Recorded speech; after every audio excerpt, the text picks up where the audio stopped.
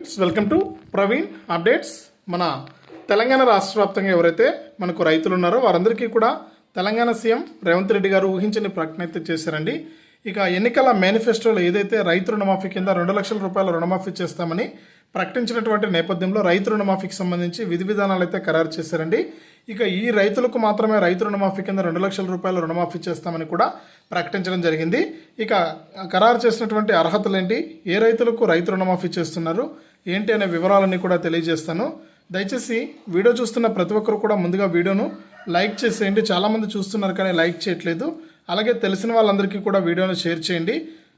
ఇంకా మీరు మన ఛానల్ సబ్స్క్రైబ్ చేసుకోకుండా చూస్తూ ఉంటే ఇప్పుడే సబ్స్క్రైబ్ చేసుకుని పక్కనే వచ్చే గంట పైన నొక్కి మళ్ళీ వచ్చే ఆలనే గంట పైన కూడా నొక్కి ప్రతి వీడియోను కూడా మీరు అందరికంటే ముందుగానే మీ ఫోన్లోనే నోటిఫికేషన్ లేదా మెసేజ్ రూపంలో అయితే తెలుసుకోండి.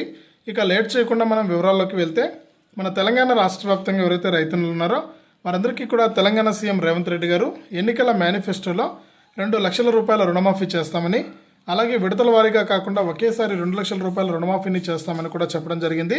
ఇక ఈ రైతు రుణమాఫీకి సంబంధించి కొన్ని అర్హతలను అయితే ఇచ్చారండి. అందులో మొట్టమొదటి చూసుకుంటే మనకు ప్రతి రైతు కూడా ఈకేవైసీ అనేది చేసుకుని ఉండాలి. ఇక రెండోది చూసుకుంటే ప్రతి రైతు కూడా వారి యొక్క బ్యాంక్ ఖాతాకు ఎన్పిసిఐ లింక్ అనేది చేసుకుని ఉండాలి. అలాగే వారి యొక్క బ్యాంక్ ఖాతాలో మినిమం బ్యాలెన్స్ అనేది మెయింటైన్ చేసి అకౌంట్ అనేది యాక్టివ్గా ఉందా లేదో కూడా తెలుసుకోవాలి.